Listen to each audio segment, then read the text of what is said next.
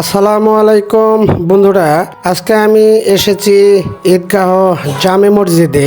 এক দৃষ্টিনন্দন সৌন্দর্য মসজিদ, ভিতরে এসির ব্যবস্থা আছে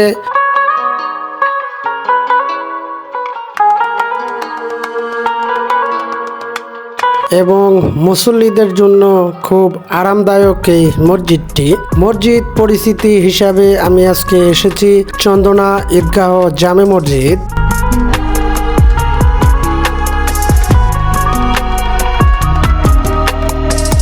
ভিডিওটি আপনাদের কাছে কেমন লাগলো কমেন্টে জানাবেন।